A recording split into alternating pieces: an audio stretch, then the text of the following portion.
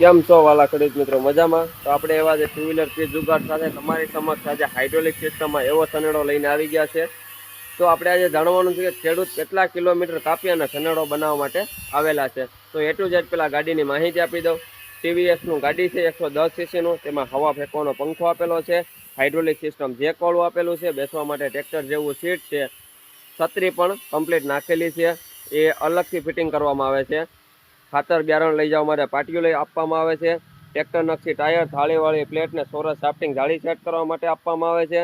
પાછળ લોઢીઓ જોડવા માટે ઘોડી આપશે, જેમાં ટોપલિંગ છે, એઠે ઉપર બંને સાઈડ બાવડા સિસ્ટમ છે. જો વાલા ખેડૂત મિત્રો તમારે પણ જો આવો સનેડો બનાવવો છે તો જયશ્રી ગઢેશ્વરી એન્જિનિયરિંગ વર્ક બોડીસર દ્વારા આ વસ્તુ બનાવવામાં આવે છે.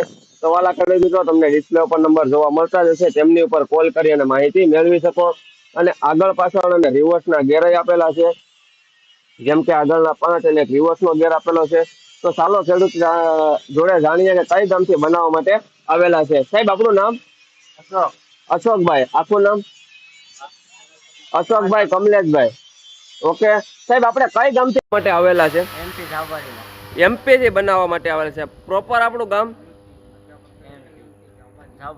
જાવા ગામ. તાલુકો કઈ લાગે? અલિયાસપુર. જિલ્લો